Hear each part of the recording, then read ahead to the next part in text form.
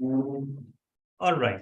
So everyone, please put your hands together for our president, Toastmaster Hiba Rais Khan.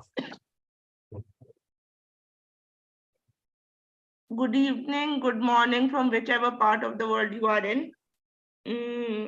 Toastmasters is a public speaking platform where people from all different walks of life come together to improve their communication skills as well as leadership skills. It was founded back in 1924 by Ralph C. Smedley in Englewood, Colorado, and it has more than 350,000 members worldwide in more than around, I think, 200 clubs worldwide.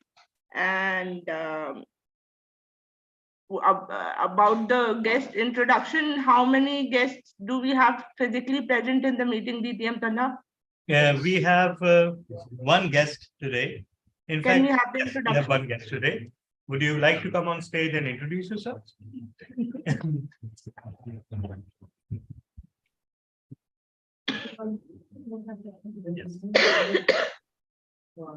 Assalamualaikum. My name is Sana Yusuf. I've done my bachelor's in media sciences from Zabist, and I'm a single mother. And I've done my bachelor's with my two kids, Alhamdulillah, and currently doing my MBA on full scholarship. I've done my bachelor's also on scholarship and currently working in TCF as assistant manager in volunteers department. Okay, and as for the online guests, we also have Toastmaster Diana McEnroy. She can put her introduction in the Zoom chat box. And yes, we have Diana, please put your introduction in the chat box. And as for Muhammad Akib, he is. Please can we have your introduction, since he seems like a new member, a new guest, new person, sorry. Yeah, he's our member, but this is his first time. Yes. So can we have an introduction? I think we can get back to him. He's presently. We have DTM Amir Bilal. Yeah. Yes, as usual, he's driving. Amir, please introduce yourself. Assalamualaikum, good evening, everyone. So usually I'm found in a car and people know me as drivers. So actually the time this meeting happens, I'm normally on the way back to my home. So I just thought to join this special day as there's something that's happening today as DTM Dala State. So I thought, why not be part of it, enjoy my travel by being with DTM. So lovely to be here. It's my mother club, and whoever I have become today, that is somehow because of ATC and its mentors, especially DTM Dala and everyone around. So thank you, and looking forward to having a wonderful experience.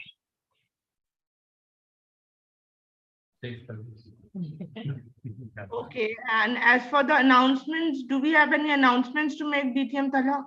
Yes, Madam President, we'll get to those in a minute, but we also have another one of our very senior members, Toastmaster Abid Ali Habib. Can we ask him to introduce himself as well? Thank you, Toastmaster Tala. This is Abid Ali Habib. I am a former Toastmaster, and I want to be the member of the Toastmaster Club again.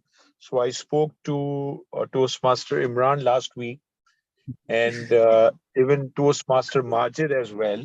You promised that you teach again, but you're online. And both have motivated me that you can join even on the Zoom, and but it's it's desirable for me as well to join physically, because it's very effective when you are personally you are there. But unfortunately, I'm on the way from my office and could not able to reach. So I'm trying my level best to attend the meeting by Zoom. So I hope that, I will take the most of the meeting. So lovely to hear you guys and see you guys. So inshallah, I will try my level best to attend the full meeting. But it all depends. Thank you, All right. Tala. Okay, we have some new guest by the name of Mir Shahroz. Mir Shahroz. So can we have an He's introduction? our member. He's our member. Oh. He's not a guest. Sorry. Okay. So now about the announcements, are we going to do Yes. it at the last or? Yes, just a few quick announcements. The first announcement is that our international speech contest is on, can anyone tell when? Yes. And what you need to do in order to compete? Complete to the. Yes. Good. So anyone to compete, the contest will happen right here at Beach Luxury and online. It will be a hybrid contest. And what's more, in a couple of weeks, we will be starting a major PR campaign.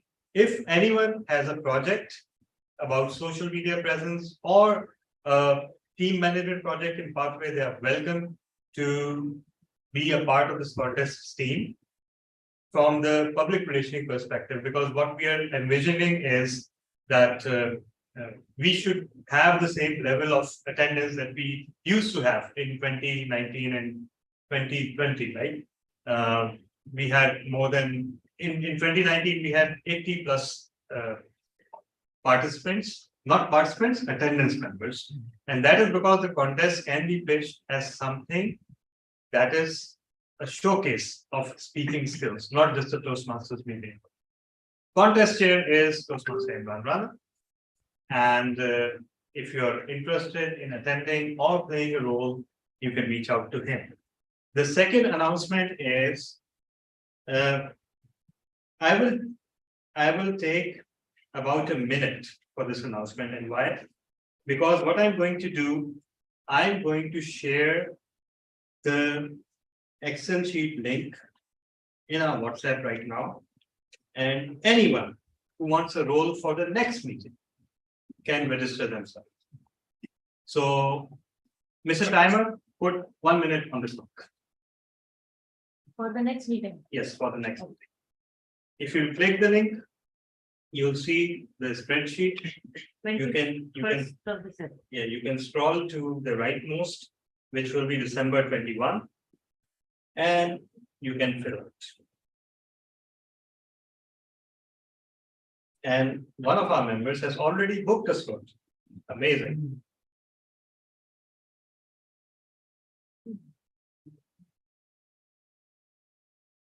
Who did it? Usually we do it 3-4 days before the event. 3-4 days? Really? 1 day. 1 day. On the day. What? On the day. Starting 3-4 days. 15 seconds left, people. Yesterday, I thought it was like a TBD, and I'm like, why would someone like Toastmaster of the day to be decided this? And then I watched it again. 1 minute is over. Yeah. Okay, everyone goes wait.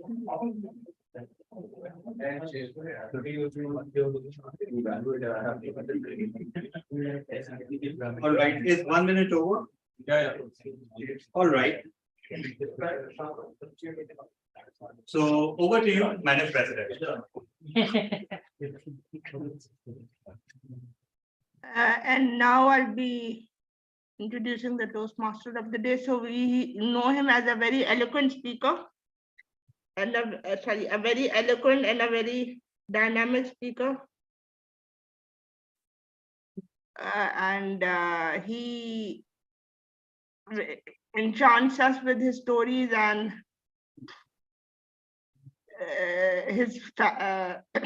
the things he has to say. So it's none other than DTM Talha bin Hamid. So over to you. Thank you so much, everyone. And once again, I'm on the stage.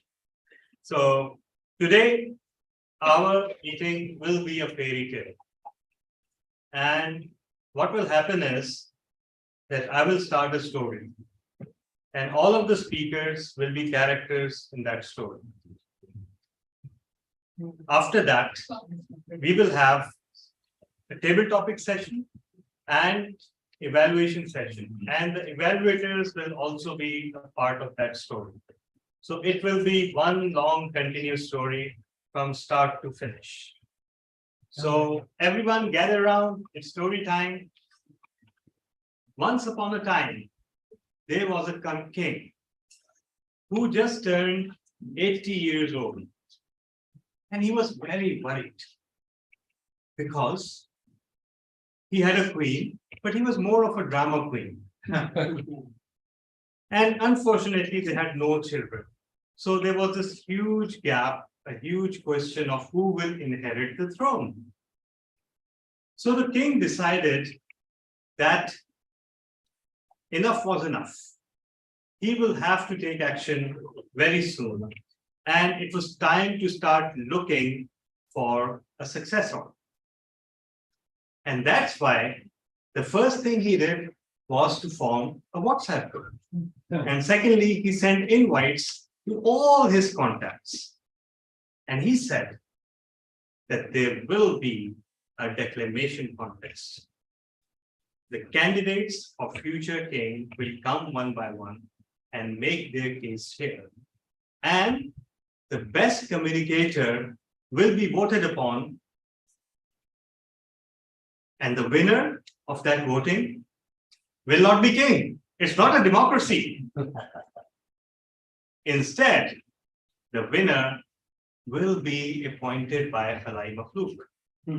Aliens. The alien will be a secret judge who will evaluate the speeches according to the International Speech Contest ballot. And the winner of that contest will be anointed king. But before that can happen, we need to involve a lot of other people.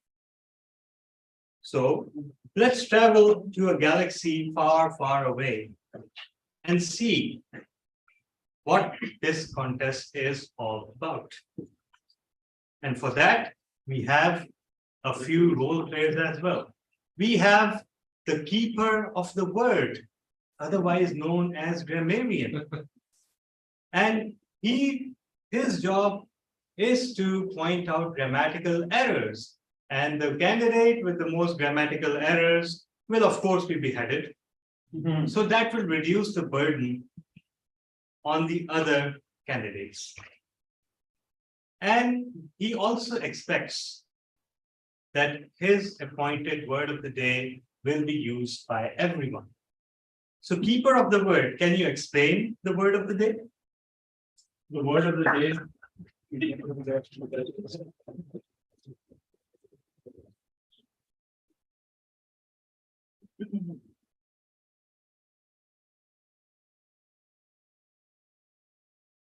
Right. So, hello everyone. My name is Bajar Khan. I see a lot of new faces here. I am a Toastmasters member for the last 6 months, and today I will be playing the role of a grammarian. Don't worry, I'm not beheading anyone. You will not. No, you will see. No, But I can see who our king is for sure. And the word of the day today is solace. It means to give comfort, console someone, to cheer someone up. Once again, the word of the day is solace. S-O-L-A-C-E. Thank you. Keeper of the word. Next, we have timekeeper. And he will be the election commission or the DLC because he can decide who gets to compete. And he will show 3 different colors: emerald for minimum, amber for medium, and crimson for red. And 30 seconds after you see the crimson mark, you will need to stop speaking. Otherwise, there will be a whole lot of crimson on and around your body. Next, we have our counter, Abdullah Yusuf, and he will be where is the okay. So He will be counting the R's and arms and interruption. And if you stutter and falter and stumble during your speaking, trust me, you don't want to do that. Because then you can guess what will happen. Beheading. Yes. And after that, we have the spy, the listener, Toastmaster Musa. He will be listening to every word uttered and noting signs of dissent and rebellion, and then reporting them at the end of the meeting.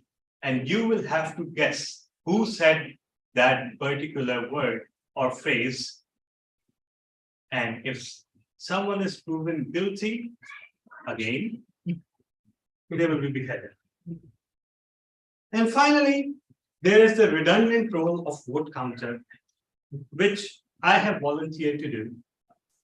So during 4 times, you will be asked to vote, or rather 5.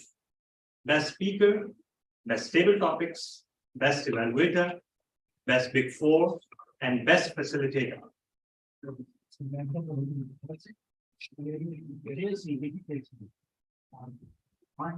And I'm sorry, my I can see another candidate for beheading.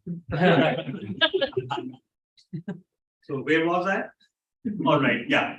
So 5 times you will be asked to vote, and the winner of the poll will receive a very nice virtual certificate and nothing else. But in order for that voting to be done and for you to qualify for voting, you will of course have to seek the approval of timekeeper. If you exceed your time, you either compete or you die. So the declamation is on, and we have our first candidate. He comes from a faraway land, and in fact, he belongs to a different kingdom. But he's considering taking dual kingship because his kingdom is actually Quantum Leap Toastmasters Club, but he was born and bred right here. So now he feels it's his rightful right to go for the throne.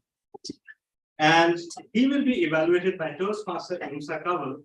And for everyone's knowledge, let me reiterate that today, to save time, I, the storyteller, will be detailing the project on behalf of the evaluators. Yes. Oh, yes. Sorry. I forgot the court jester. So, our joke master, please come on the stage and do something for our amusement.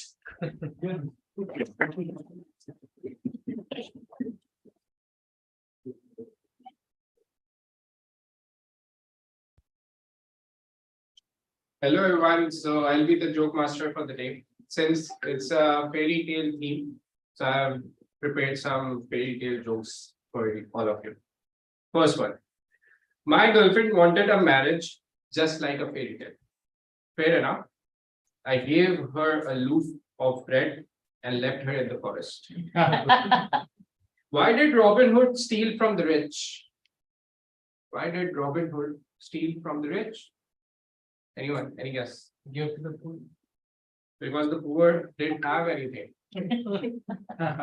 Okay, one day a handsome young man proposes to his girlfriend, but she says no. And then the man lives happily ever after. Okay. Why did Cinderella get kicked off the baseball team?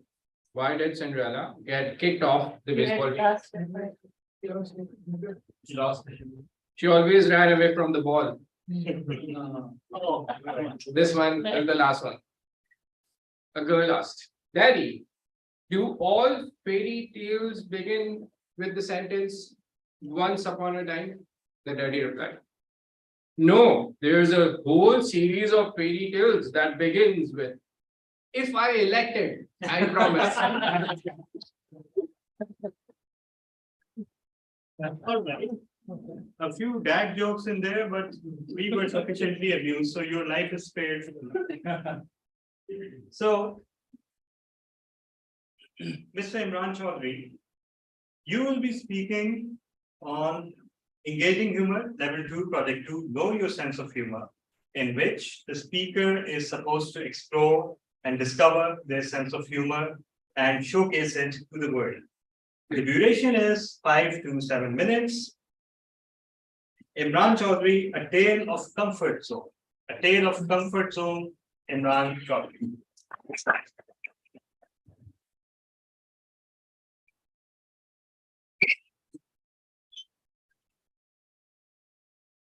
To my pleasure, sorry. What happened? Okay, just kidding.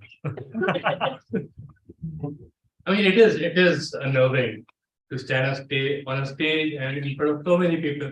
And that is probably why we all are here, to get out of our comfort zone and to grow. And this is all I have been hearing since childhood, trust me. I remember when I was 8, my dad used to tell me, son, you have to get out of comfort zone if you want to grow. I couldn't get it. First of all, I used to think that there was some kind of a zone in the city, like East Zone, South Zone. There's a zone called comfort, and people go there often, and as the name implies, they go there to get comfortable, hang around with their buddies and with their family, joke around, maybe walk their pets. It's a good place to be in. And I couldn't understand why they have to spend unlimited time there, since if they spend too much time there, they would grow old. I didn't get it. And I made a pledge. Remember, I was 8 years old. I made a pledge. The moment I'm going to turn 18, I'm going to settle in the comfort zone, that zone, and never get out of it. I mean, why would I want to grow older than 18 years old? I don't want a wrinkly skin and a gray hair. So I decided that I am going to stay there as soon as I'm going to turn 18. And I used to, pick arguments with my friends about it as well. So one day I was on the phone with my friends talking about the same thing, and my father overheard me. And he said, well, when I got off the phone, he called me in. And I walked in and said, you. And he asked me, son, I think it's about time. Would you like to go with me and pay a visit to the comfort zone? And I remember to this day that particular moment was the happiest moment of my life, because the zone, that place that I'm striving to get there as soon as I turn 18, the moment has arrived that I'm going to finally visit there with my father and see that through my own eyes. I took shower and got dressed up, wore my favorite shirt, and looked myself in the mirror as if, am I dressed properly for the occasion? And a few minutes later, I was in the car with my father, and I asked all sort of questions an 8-year-old would ask in excitement from his father. My father only told me that, son, it's going to be a beautiful forest with lots of birds and lots of trees. And that's all the information I had. So finally the destination arrived, the car parked, and we got off the car. So my father used to work in the military. So it was a barracks, and we walked in. Inside the barracks, there was a forest, and sure enough, there were lots of trees. There were lots of vegetation, lots of birds. But I saw all of the birds, and there were like hundreds and thousands of birds. They weren't on the branches, they weren't flying around, they were just sitting quietly on the grass and not even moving. And I asked my father, Abu, what is this? Why aren't they moving? And then he told me that a few years ago, the army had to dump a lot of wastage, and due to which a lot of vegetation grew in. And like you have decided, they all decided as well when they came here, these birds, never to go away from this beautiful land, since everything is available here. And soon after, They lost all their claws because there was no need required to dig the ground, to dig for the food. They lost vital muscles from their wings since there was no need to fly anymore. And now, if it hadn't been for the fences around, they would have all been dead by now. So they are surviving. And so my father asked me that, so they are all surviving, and those birds up in the sky, they are thriving. My father asked me, so son, what do you want to do? Do you want to survive or do you want to thrive? And I looked up to him and said, skivishly, thrive? Thank you so much, everyone, for listening to me. I hope you enjoyed it as much as I enjoyed preparing for it. Back to you.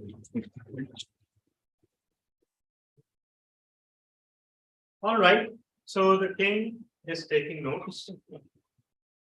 You have made your case, young man, and your fate will be known. Either you will walk out with a crown on your head or in a casket. So let's hope and pray, everyone. Our next contender is Toastmaster Alvin Faraz. And he seems to be a person who never gets anything done because his speech title is not done yet. He will be displaying some effective body language. And let's see if the king is sufficiently impressed. He can score maybe the throne, or at the very least, he can replace the court jester. So Toastmaster Alvin Faraz. Yeah, you. Not done yet. Can anyone please sit down, sir? Can any young lad help me out? I'm an old man, can't walk. Musa, would you be kind enough to hold my hand? Stage, please. Get up, young man. A round of applause for me, please. Thank you so much. Thank you. Thank you so much. Effective body language, everyone. Americans did elect Joe Biden as their president, so there's always hope for people. Stay with me, please. I'm an old man. Sit down. Thank you so much. Thank you so much. Do you need a chair? I would love to have it, but I think I'm not done yet. You see. All right, everyone. Hello. The time where you can start. Okay. Yeah, listen up, everyone. I don't have much time left. Listen to me, please. Okay. Your Highness, thank you very much for mentioning Joe Biden. I was just, last night watching his speech, and I got a great deal of envy from him. He's 85, I think he is, and he's still the president. He's walking all straight. I can't even bend my back like that. So he's walking straight. Donald Trump, again, an old guy, but did you see his wife? So pretty. I have nothing like that. Imran Khan, once again, so young.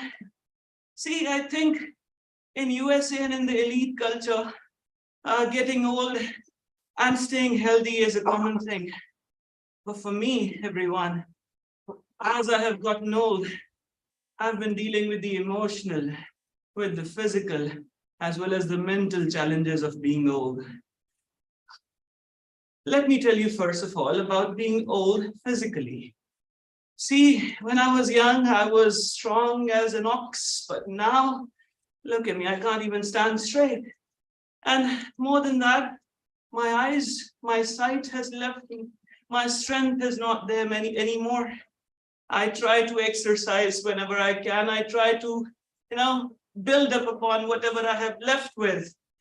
But see, I'm not what I used to be.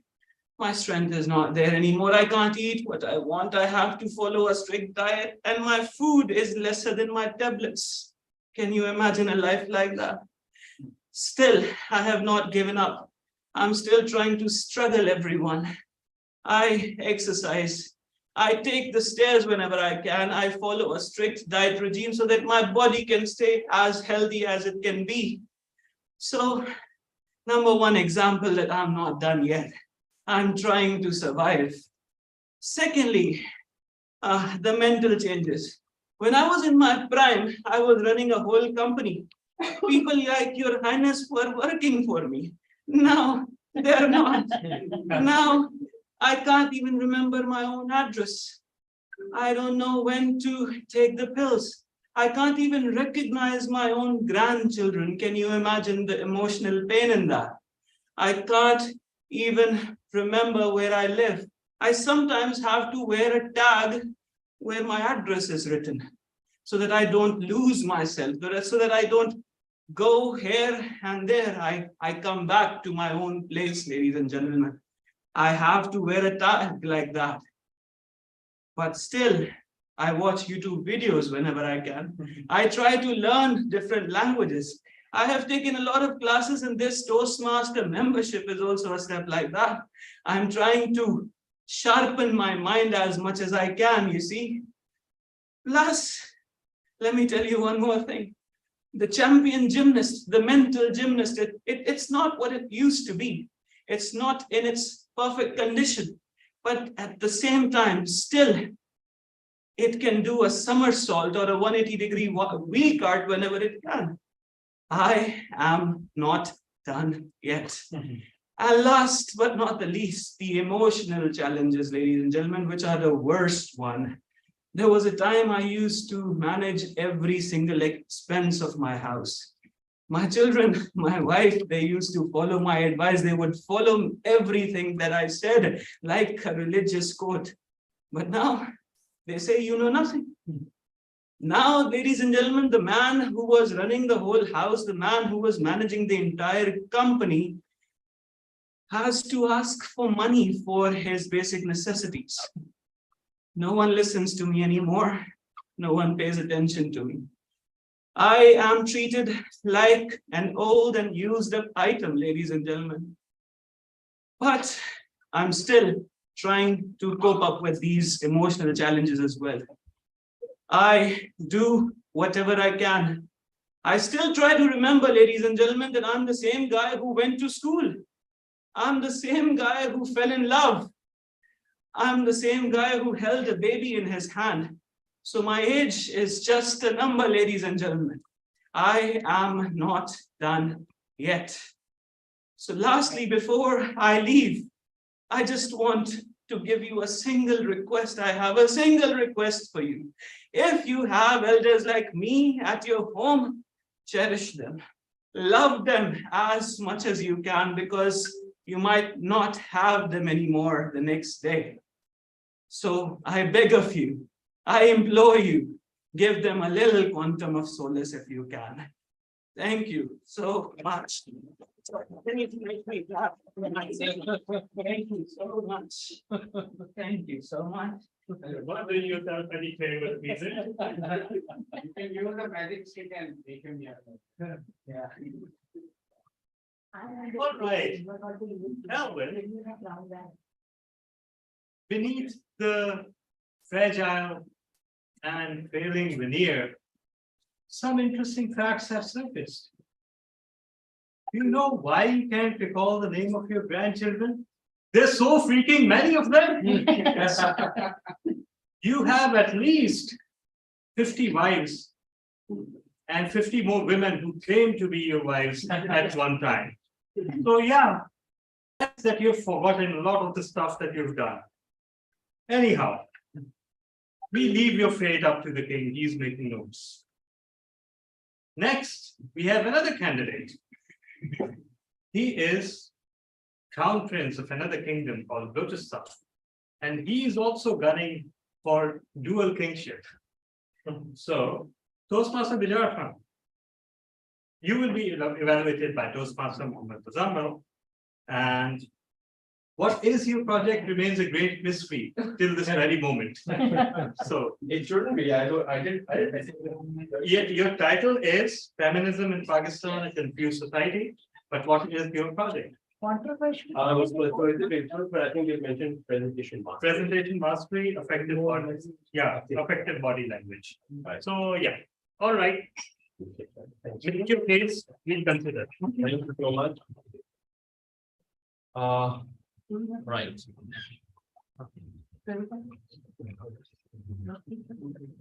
I'm going to be talking about feminism today. Speech. You can continue. Let me give you a little bit, a few nuggets from history. In 1902, in New York City, about 300 women and men, of course, mostly women, protested and took out a walk in favor of women's rights. And that is where the movement started. The person who coined this term of feminism was Elizabeth Stanton. And this was about a century ago. Today we sit here after more than 100 years, and this movement is proving to be a force of nature. Now, I know some of you may have an idea of what feminism is, but just to be very clear, feminism starts or originates from the word fem. And basically it suggests that women and men should have equal economic rights, equal social rights, and equal political rights. Now, take solace in the fact that I will explain each of these to you, so no worries there. So when we talk about social rights, these would be a woman's right to go out, buy grocery, just like a man would, to file a police complaint, to have a passport, and basically participate in any social activity that a man can participate in. Then we move on to economic rights. There have been different movements throughout the years which suggest that women should have the power to own property. They should not be hindered from progress in their corporate careers, like jobs where they want to grow, maybe become a senior manager or other leadership roles. And from running or managing a business. The last one, which is political rights, or maybe you could call it Bhutto rights, is the right to vote, the right to decide who will lead their area, their city, or their country, and the fact that they are smart enough to make those choices. So these three areas basically cover feminism as a concept. Now that I've explained all of that to you, I will share some recent interactions that I have. Now, I interact with educated urban colleagues, men and women, in my capacity in different organizations. In 2019, I was having a conversation as a group with a colleague of mine. She's a social media manager, and her name is Yusra. And we're talking about marriage. And interestingly, like, we asked her about marriage, about husbands, and she said, yeah, I have a salary, yes, but my husband will be responsible for the household. I am not going to contribute a penny. And then he asked her, what will you do with the salary? She's like, obviously, I'll just go for shopping and just my personal care. She even had the nerve to say that, you know what, actually, I'll ask him to give me a monthly pocket money. And like few of my colleagues, we were a bit surprised to hear that. Anyhow, the conversation prolonged. And this very old friend of mine, Ahmad, who I've known for 5 years now, he asked her, right, so imagine a scenario that you're going to a bank. Often back in the day, in fact, there's still a lot of lines when you go to a bank, maybe to pay a bill or something like that, right? And he asked her, would you still recommend that there should be a separate line for men and women? Or since you are so much for equality, there should be one line? And she said, of course, there should be separate lines. Women are not used to, or maybe have a lower threshold when it comes to physical, you could say, energy. And then they should be given, have a separate line. In other words, she meant that they should be given preferential treatment or VIP treatment. And that really was a eye-opening experience for me. Now, I know that is just one woman's opinion, and that does not reflect the entire country, of course. But over the years, I've had 2-3 other interactions, and I've heard similar stories or similar perspectives and narratives. And these are from only the urban educated classes. Within 7 minutes, we don't think I can talk about the rural class. That's a totally different story. So I say, in a world where women are really fighting for equal rights, is it fair that side by side, they also ask for VIP treatment? Ladies and gentlemen, that'll be all. I'll leave you with that. Saturday night. Okay. Thank you so much. It was an impressive discourse on feminism. Unfortunately, the king is a man. So we'll see how is it appreciated. But now we will move on to our next woman. What's happening? The evil queen is coming. What are you doing here? Who invited you? You are taking too much time, and there are guests over here who are getting bored. And so I would like to now call one of the guests to come and answer me. Mirror, mirror on the wall, who is the wisest of us all? You have to tell me who do I call. You are the evil queen. I am the evil queen, He's the and queen, I'm evil going queen. to make Yeah. you the most uncomfortable today by calling you extemporally at any time between the meetings, and one of you have to come and speak for at least 1 minute and Yeah. maximum 2 minutes, 30 seconds. And the first person I would like to call, who will be the mirror today, is the guest. No. We'll see about that after today's session. So you are the mirror today. The mirror, mirror on the wall, who is the most, what is your most favorite fairy tale character of them all? I don't know his name, but he's in the Come media. and help me. She can use the- The funniest of them. No, you have to speak for at least 1 to 2 minutes. Okay, And any fairy tale character from your childhood, tell me. You can leave the chart. I have to make Yeah, a new character. No? What is your most favorite fairy tale character of all time? Which you've read already. You can leave the chart. No, No, you can. it depends.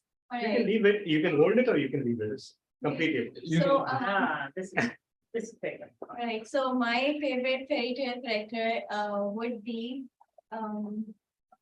I think Cinderella, because she was very humble, she was very down to earth, she was a hardworking woman, and she in order to survive, she thrived, and she did not complain in her life. So I looked at her like a role model or something, and that was the only cartoon I used to watch repeatedly. The way she survived the difficulties in her life, and she faced difficulties in relationships, and still she managed to come out of them as a strong person. And also the circumstances, how she managed to achieve in life in the end by being she got the result which was very positive in her life. Whatever things she faced peacefully and humbly and never complained in her life, she got the result of those things in her life at the end. So patience and her gratitude and her and the way her character was with her family members and everything paid off well in the end. So that was the only character that inspired me most. Congratulations, you survived Amber Light. Please have a seat and That even was the me. most sweetest mirror Yeah, I've heard. And yeah. You're still not ready to leave the stage? it's, I hear you have something else. Oh my God, you're also a candidate. yes, I've also. All right. So, yeah, our evil queen today is a candidate and she'll be speaking on heaven knows what. Because she. Oh, how to raise a child. How to raise a child. Yes. All right, how to raise a child. And her project is Motivation Strategy Level 1, Project 2, Writing a Speech with Purpose. Her evaluator is our king, Toastmaster Imran Rana. So He is not here. he is there. Toastmaster Rabia, how to raise a child. How to raise a child, Toastmaster Rabia.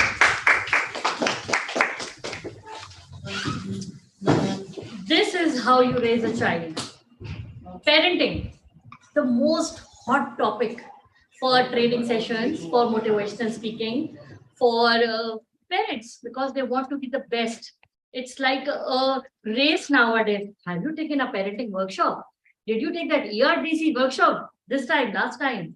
So parenting and how to raise a child is something that everyone wants to do and learn to do it best, because every parents want to do their best for their child. Today, myself, I will be telling you and comparing two types of parenting styles. And you'll be surprised to find out that both of these parenting styles are from my own home. One, I will be telling about my parenting style, and the other would be my sister's parenting style. You all must be thinking, sisters raised by the same woman, same parents, two different parenting styles? Let me tell you a secret today. No two sets of parents can raise a child the same way. Never ever compare yourself to any other parents, because each of us bring our own flavor when we raise a child. Let's come to my parenting style. I believe that my child's comfort is the most top priority in my opinion. So for example, a baby, when my daughter was born, my first child is my daughter, and she was a little girl. So for me, the top priority was her comfort. You would have always found her in a one-piece romper, lying on a carry cord or on a bedside with her grandmother and enjoying. I would make sure I did not put any hairpins or any hairbands or any bangles, nothing, no accessories, because I felt that the child need to be at comfort to be happy. On the other hand, my sister, she loves dressing her children.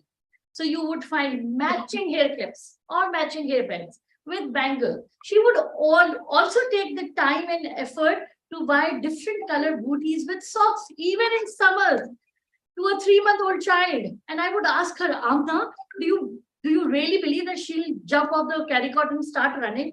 She's only a few months old. She doesn't even walk. But for my sister, dressing up properly was a huge issue. And she wanted her children to be in proper dress up, whether they were 2 months old or 3 months old or 1 year old. They should have shoes and socks and all the accessories, if depending on whether it's a girl or a boy. And she believed this is how they will be clean freak when they grow up. Second thing, eating habits. I believe my child should try out everything. You will be surprised to find out at 6 months of age, I used to dip my finger in the gravy we had cooked in the home, like the pulses or even curry, and I would give it to my daughter or my son and allow them to suck it from my finger, because I wanted them to taste the real food of the world. And when the doctor allowed me solid and semi-solid, when they grew up, they get to the age of 12 months or 1 year or something, I used to take a piece of bread with the salan that was made at home and mash it with a fork or a hand blender, and I used to give that. If it was too spicy, I would put a little more bread, more usual than we would eat. On the other hand, my sister, she wanted proper food. She would boil vegetables. She will make the sweet dessert we call kheer or dalia. She believed that a child cannot eat salt. A child cannot eat spices. How can the child eat the vegetables you are eating? He's only 1 year old. He's only 2 years old. And I believe that if they do not have that taste buds from the very starting, they'll give me a hard time when they are 5 years old and they'll not eat the vegetables or the meat. So these are two sisters who were brought up in the same home, but we had totally different style of raising up our children. The third thing, education. I'm very fond of telling stories. So my parenting style was reading storybooks to even my 6 months old daughter and my son. My husband usually used to say, "They don't understand a word you are saying." And I used to argue, "No, you won't know it now, but when they'll grow up, you'll see the difference." Because I believe that the words that we speak, the pictures that we tell them in our storybook, it has an impact on the child. So I think I remember reading poems to even a 1 month old baby, and I used to sing poems. And second of all, I did not want them to go to school. I was not in that race. 2-year-old child, I believe he should be at home. He should be with the parents, with the grandparents. That's the village which will raise the child. The parents, the grandparents, the sisters, the puppies, the khalas, the chachis, the mom, everyone at home, they are the one, the child will run the home. On the other hand, my sister, there was one school, if I remember correctly, she went there when her daughter was 6 months old, and the principal over there, "Oh, so sorry, we cannot have administer your child because we do the registration while the mother is pregnant." And I was like, "What the hell? What type of school is this when you don't even know if the child will come into the world or not?" And they have pre-registration before the birth of the child. So my sister wanted the best school, and she wanted her child to be in the school maximum by 2 years of age. My children went to school at age 4, 3.5. The youngest one, he went to school after 5 years of school. But the thing which I want to tell you, now they are all grown up, my children and my sister's children. And when you'll see them, you won't find a lot of difference in both of them. Whatever we do as a parents, we do with the purest of intentions. And we keep in mind the best possible outcomes for a child. But the nature that the child possesses, how he will be, how she will grow up to be, let's just pray to Allah, because that's not in our hands. 2 children from the same home can go opposite in direction with the same parenting styles. So do your best and hope for the best and keep praying to Allah that they turn out good.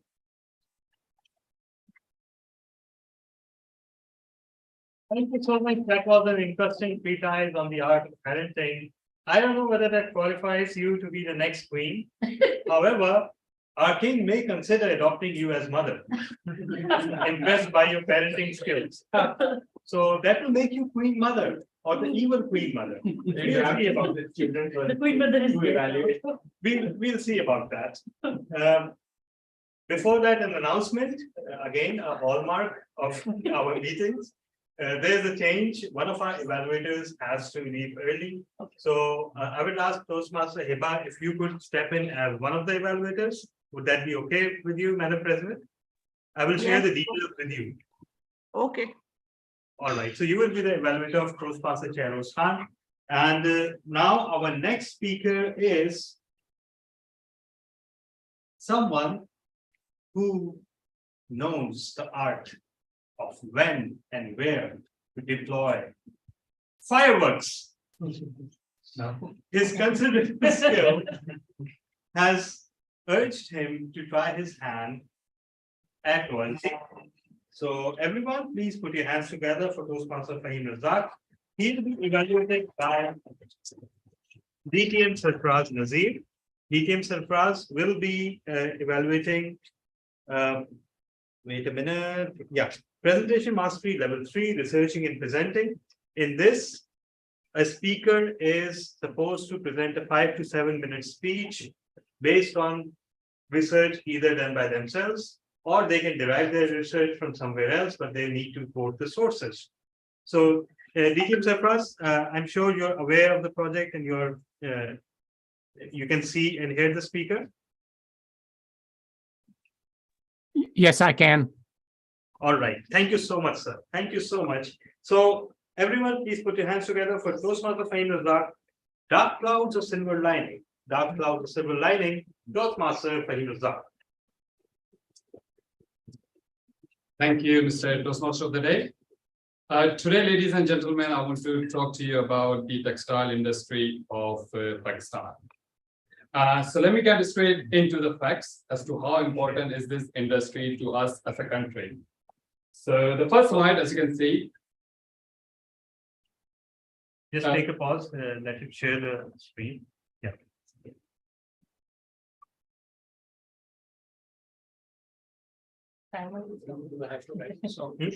You can read it because I just need.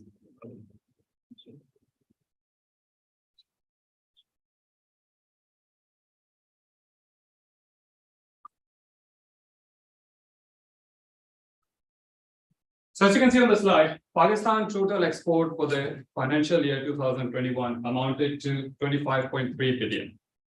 Out of this, 61%, nearly 61% related to textile. So textile brought home 15 billion of that export. And the goal is by 2026, in the next 4 years, the textile industry wants to increase that to 50 billion, i.e. more than triple it. And that textile industry, we know how much unemployment is there in our country, okay? So 40% of the labor force belongs to textile. And Pakistan is the 4th largest producer of the cotton. I'm sure that you probably knew much of these facts, but the fact is that this is the very important industry for our country. It is probably no exaggeration to say it is the backbone for this country. Now, these are staggering numbers, big numbers, but numbers don't mean much in isolation. So let's bring in the next kind of comparative country that we have, and that's Bangladesh. So let's get some facts from Bangladesh. Bangladesh is the 2nd largest manufacturer and the exporter after China of the ready-made garments. In 2001, the textile exports reached in Bangladesh 35 billion. Okay, so that's more than twice what Pakistan currently produces and exports. And this is the interesting fact. Bangladesh does not produce a single grain of cotton in their country, whereas Pakistan is the 4th largest producer of cotton. All right. So these are the facts. These are the two countries' facts. Now, why is that so? Right? If you go back years and years and years ago, Bangladesh was nowhere near producing the garments, let alone exporting it. Right? Pakistan was the backbone of pretty much in the Southeast Asia, maybe after China and India. Now, the reason for my choosing this topic or choosing this industry isn't to compete with Bangladesh or to give hostile comparisons or that we are in some sort of competition with them. No. But the reason is this is such an important industry for us. So why aren't we doing as good as Bangladesh? So there is definitely something going wrong. And this is where I want to concentrate. Now, with anything that goes wrong, you will have loads and loads of reasons, okay? And I'm no expert to give you that loads and loads of reasons. But having had the limited knowledge of experience so far in the industry, I think there are some reasons that jumps out to you, which are very hard to ignore. And that's where I want to focus on. So let's now compare between Pakistan and Bangladesh, as we've seen the numbers, but just bring them side by side. So Pakistan garments export in 2002, as you can see, it was 2.5 billion. Bangladesh, pretty much the same, 2.5 billion in 2002.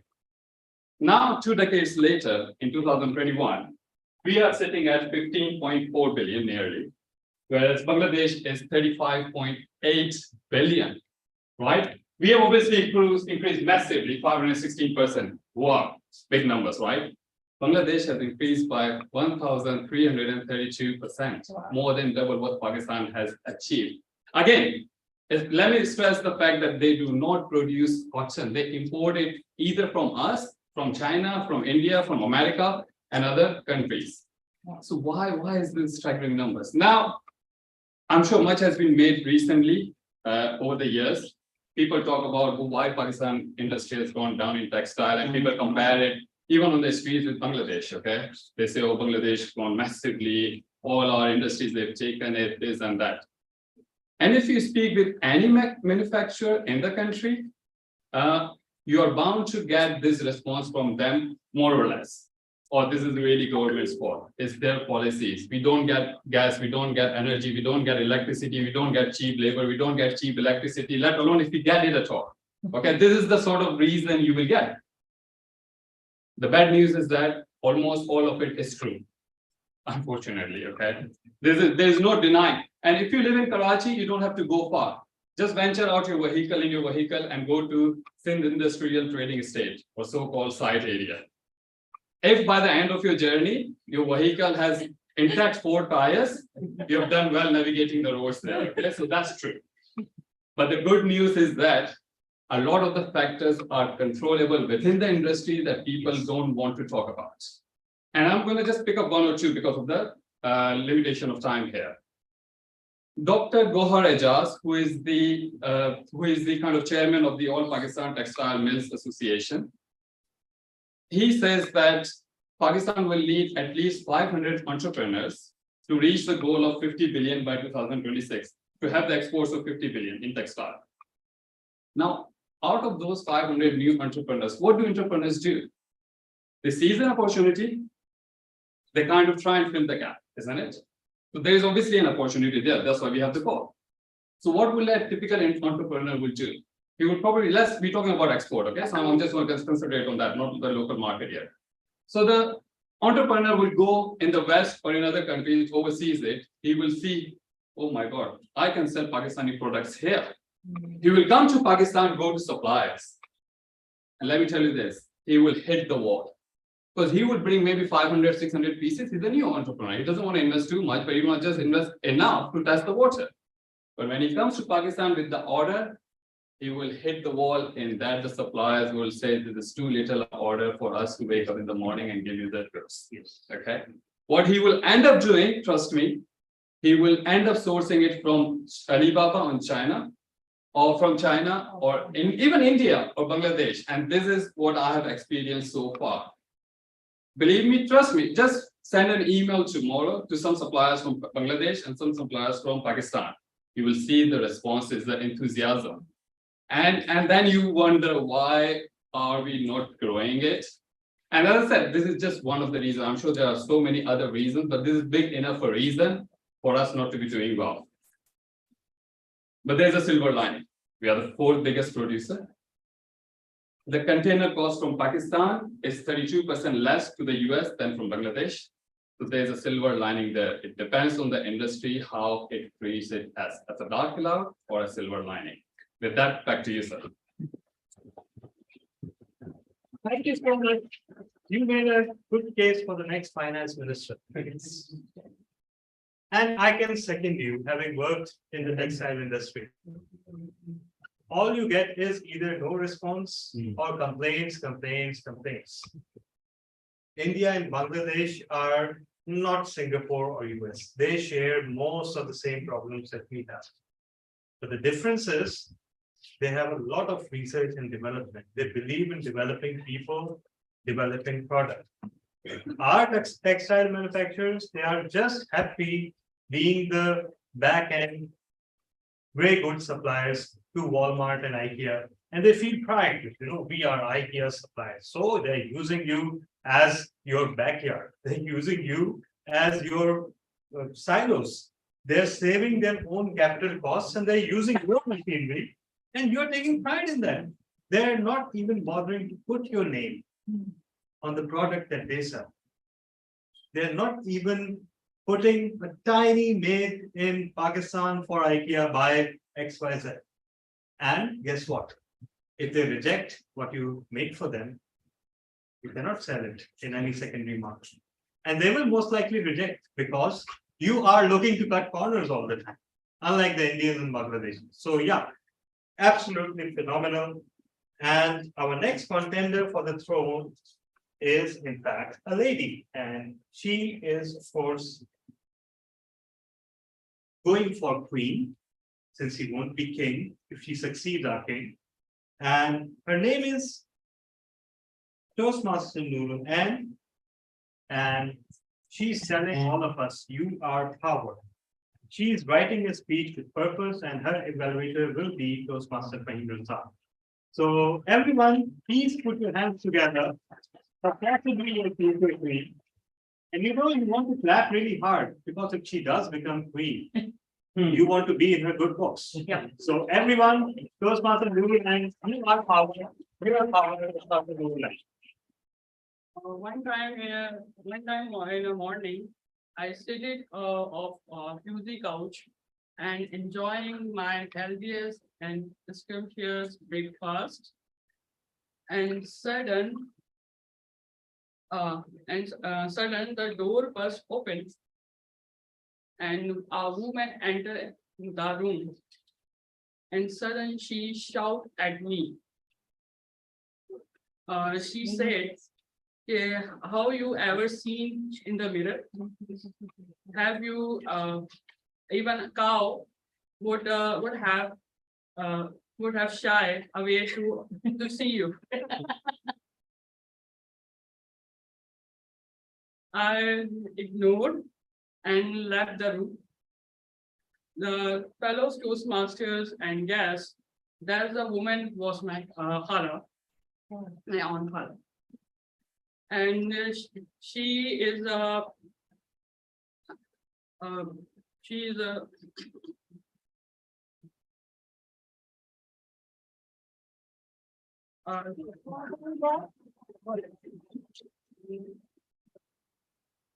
my own, and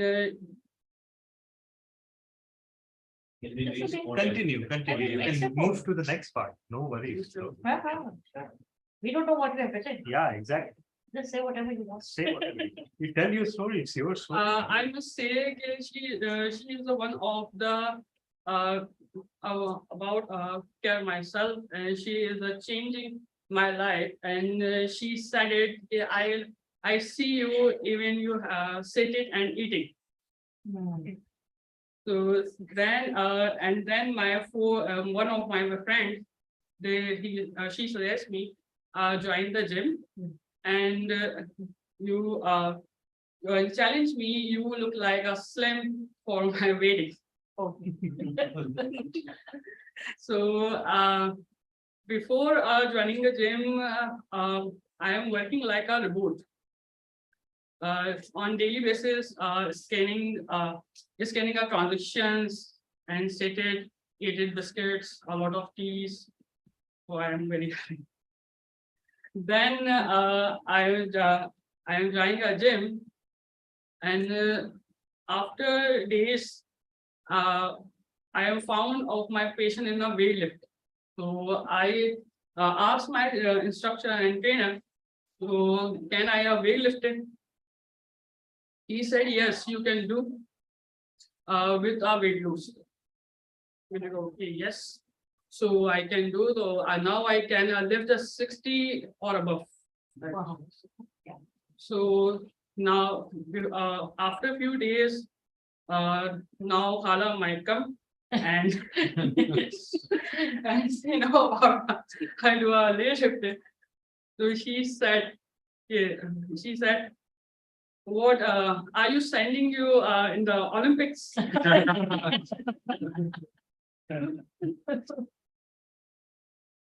Olympic, what I will say to the Rishtawalis.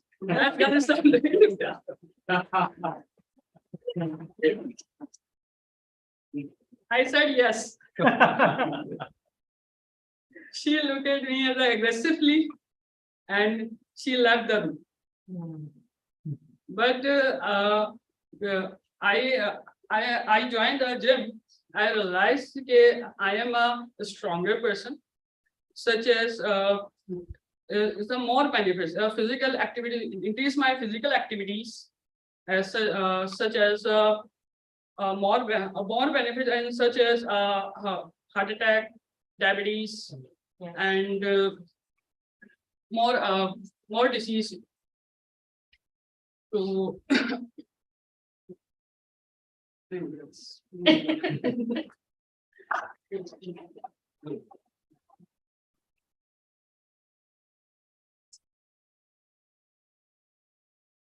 Thank you so much. And I believe you can lift 60 kgs, right? or Oh, or wow. So you can easily throw our king out of the wow.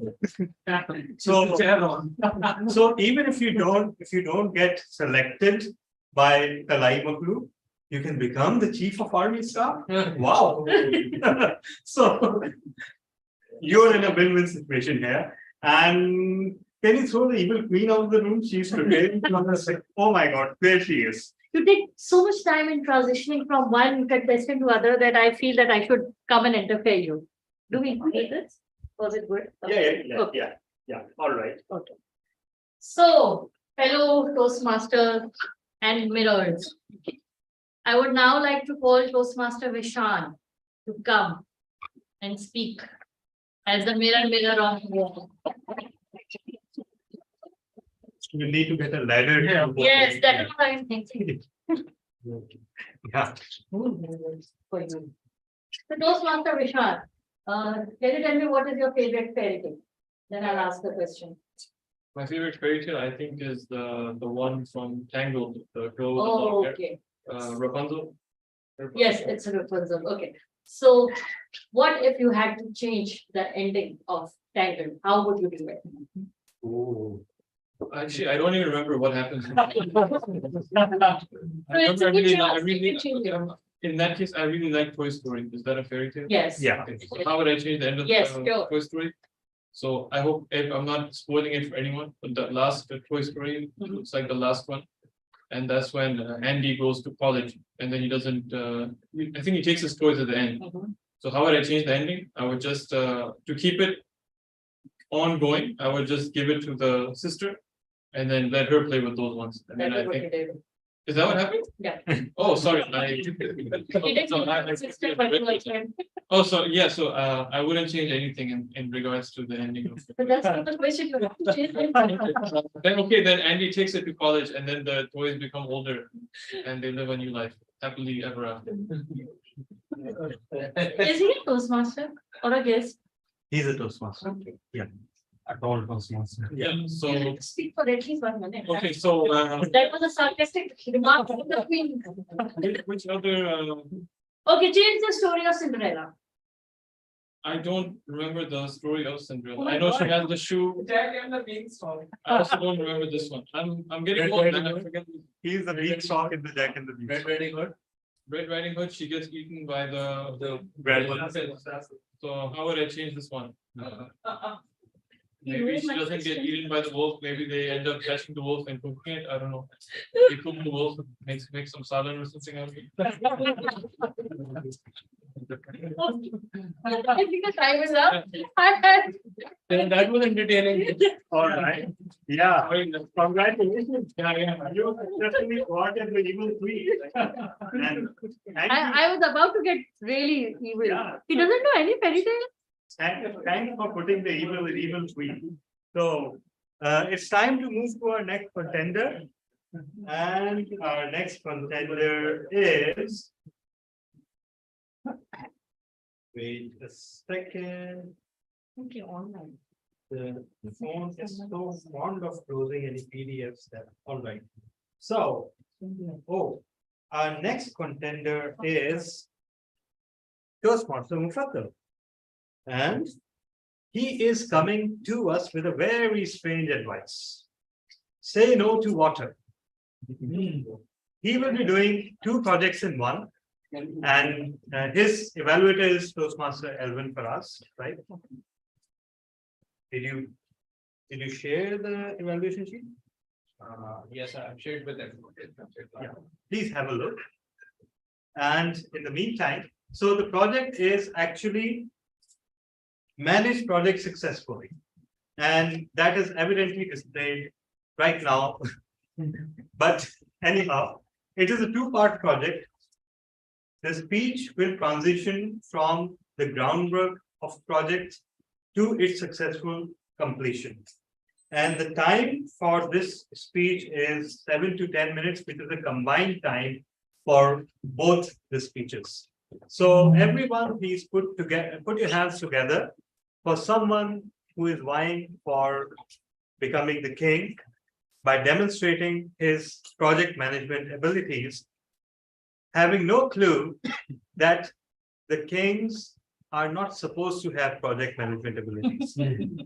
They have other people to do that for them. But anyhow, everyone, Toastmaster Murtaza, say no to water. Say no to water. Toastmaster Murtaza.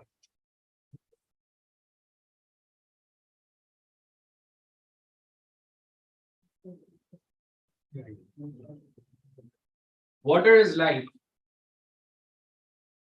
And I guess nobody will deny that. But I say no to water.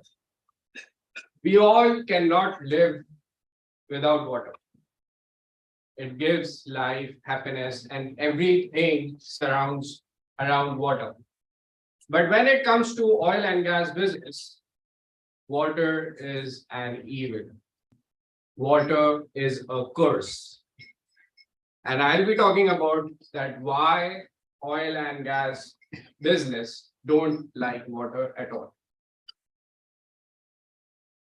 I started my journey after doing my bachelor's in petroleum engineering in oil and gas sector.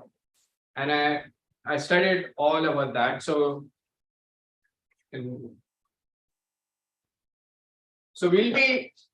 I'll be sharing a project which I did long ago, back in 2016. It's a very old project, but it's very close to my heart. So I thought to share it with all of you. The problem in oil and gas business is that whenever a company drills a well in the subsurface for exploring oil and gas, they never ever want to produce water from it. Can anyone have a rough guess of how much does it cost to drill an oil well? Any idea? Any rough idea? Billions. The highest cost which I have seen was $30 million. And we go under the ground for around 17,000 feet in the ground. So obviously, if somebody is spending $30 million, he would not like to produce water from it, right? This oil and gas are actually stored in a hard rock which have pores in it. So before I go onto the project details, I just want to give you an overall idea how this business works. So I've prepared some slides for you.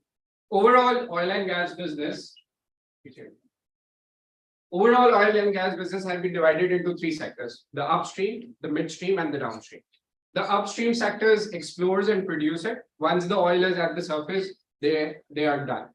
Then comes the midstream, which actually transports it, and then it comes to the downstream where they try to refine it and make up products out of that. You don't put crude oil into your car. You put a gasoline in your car, which is actually a byproduct which you get from the crude oil. You get many byproducts from the crude oil, such as jet fuel, kerosene, diesel, bitumen, and cosmetics. Yes, ladies, you cannot do makeup if we don't produce oil for you. Petroleum jelly, and does anyone know what is petroleum jelly? Yeah, it's Vaseline. Yes, it's also a byproduct of crude oil. So Vaseline is extracted while you refine the crude oil. Now, moving ahead, how do we find oil? Oil exploration and production is divided into two parts. You drill a well either on the land, that is the onshore drilling, or you can drill inside the sea floor, that is the offshore drilling, which are the two pictures. In both cases, what you get this line, which is the well bore, which which reaches you to the reservoir. Now reservoir are rocks, and you see 3 layers. You find gas, you find oil, and you find water at the bottom. So in this, you only want to produce gas and oil. You don't want to produce water. So say no to water. Moving on. So this was my case study. I guess now you are much familiar, and I'll be in a better position to explain you what I actually did. There was a field, I've not named it for the copyrights issue. So there was a field X, and we already had a well B, and we drilled a new well, which was well A, and it was at an upper location. We were not expecting that we'll be having water in this well A. Why? For the reason that whenever you drill, water is at the bottommost part due to density differences. Gas and oil are at the top part, water is at the bottom part. So if we drilled a well over here, we were not expecting water from here. But anyhow, due to some complications, it is Mother Nature. You never know what happens when we drilled that well, it started to produce a lot of quantity of water. Now it was my first project, and what happened that my manager told me that you need to find out a solution for this. So what is the best place where you find solutions or ideas? So moving ahead. This was our problem, where water was standing at the bottommost part, oil was producing along with the water, and we wanted to get rid of this water. Usually we drill the pipe, we make holes, which makes a connection between the reservoir and the wellbore, and the oil and gas produced from these perforations. So we had no idea where the water was coming from. And you can see all over, this is all water. So if you want to shut that water, you don't know where the water was coming from. Then I went to washroom once. I was sitting and I was thinking. You know, whenever you go to public washrooms, you are sitting doing your work and you hear a sound of a flush. Despite you're not hearing that person, or despite you're not watching that person, you know that he is actually flushing. Then he moves out, you're still in the washroom. Then he moves out, goes to the basin. You are still not watching him, but you can feel that that is the sound of the water coming out of the tap. This struck me that if water can produce frequencies, and through that frequencies, I can actually find out that what fluid is produced from where area, I need to find a tool for that. I discussed this with my colleagues, and then I went to my manager and he liked the idea. We went to the service companies and we found a tool which we ran into the hole, and he captured the frequencies from there. And through that frequency, we found where the water was coming from. Can we move on to the next? So this was the idea, that different, though it's funny, but it's true, that oil and gas with frequencies have different noise, and different noise you can actually capture what area is producing what. And in the next slide, if you see this, don't get confused with the whole thing. Just focus on this thing. See, you see, the water was produced from the bottommost part, which was producing the maximum frequency. So we did a water shut-off job where we placed a plug over here, and you can see the statistics. The oil was 45 barrels, which increased to more than 100 barrels. The water, which was 2,333 barrels of oil per day, reduced to around 128 barrels. This was a success story. This was the first, one of the first project I did in my career. Later on, there was a technical conference. My manager pushed me to submit a paper, and if they like, they invite you to present the paper in the conference. It is a sort of an international conference. I submitted my paper over there, and luckily I got selected, and the conference invited me to publish just for knowledge sharing. So these are just some glimpses of that. So this paper is available on internet. If somebody wants to have this paper, I can share it with you. It will cost from the website, but I will give you for free. Wow. So that's all from my side. I have one question. If the time allows. Your manager must have asked. No, I which didn't. washroom- I didn't know. I didn't tell him where, from where I get the idea, but this was all of.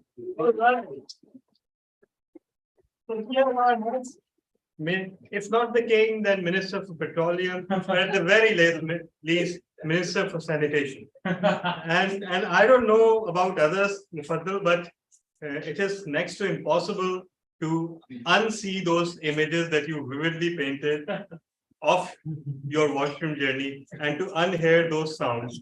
And it is next to impossible not to put everything that follows in that context. And your word choice did not help, by the way. And the diagrams, absolutely not. but it is a work of genius, one must say, and congratulations on that. It is such a proud moment for all of us. So a big round of applause.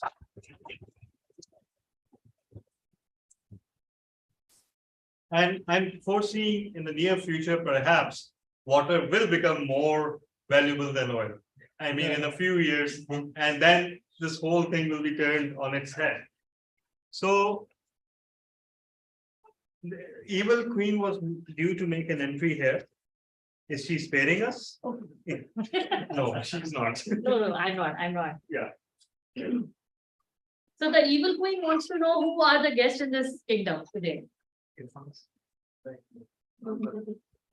Yes, should I call it? Yeah. Okay, so let's call one online member and then I'll come to the guests who are here to make them more uncomfortable in the meeting in our kingdom. Toastmaster Irfan Faruqi, are you online? And Yes. would you please do a table topics for us? Foreseeable. I can't hear you. Yeah, they're here. I can't hear you. Yes, I'm here. Yeah. Yes. Can you hear me? Yes, I can hear you.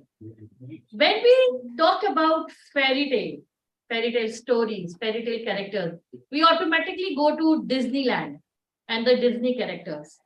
I would like to challenge you, not challenge you, I would like to ask you, do you know any fairy tale characters from our culture, from our Indo-Pak culture?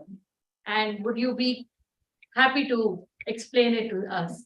Any fairy tale character from our area of the world and not a Disney character? Any character from our side, which is a Disney character? Yes. Which is a fairy tale character, not a Disney character. That is what I'm saying. When we talk about fairy tale, we automatically go to Disneyland. But Okay. we have a lot of fairy tale characters in our culture as well. For example, yes. Amir Hamza Umro Yaar, Bil Batodi Na Sachon. Oh, which one is your favorite? The Churel from Dalmian, from that side. Oh, Yes. well, He's not from Karachi, you won't understand that. fairy tale, that's a horror story. All right, so, yeah. Should I start? Yes, sure, sir. All right. The way our queen has presented the idea, if I am allowed, I would like to change this idea in a different way.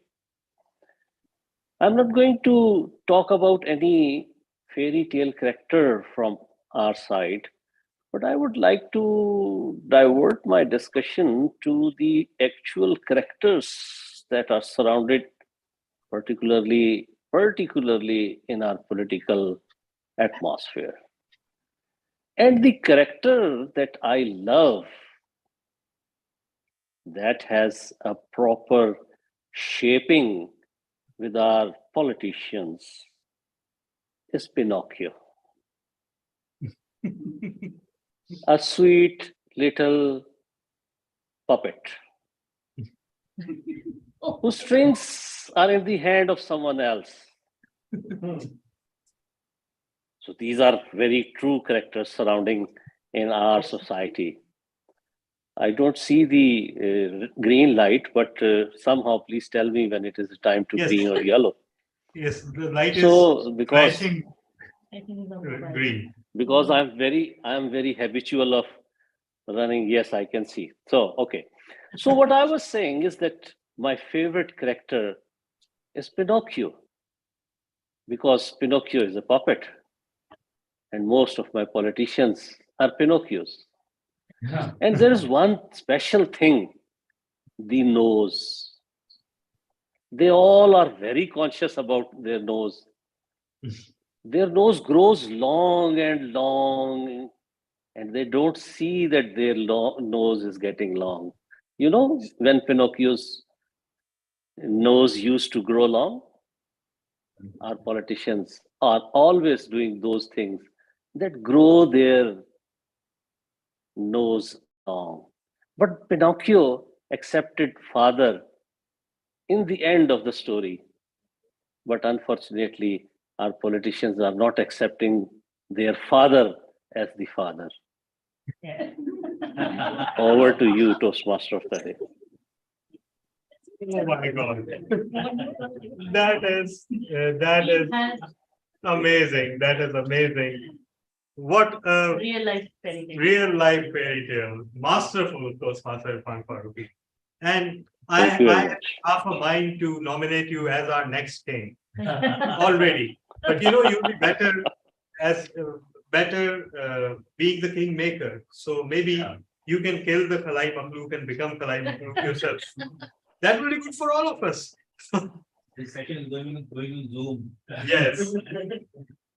So absolutely fantastic. And our next speaker is Toastmaster Shahroz Khan. And Toastmaster Shahroz, please turn on your video. All right. I am pausing the live stream. And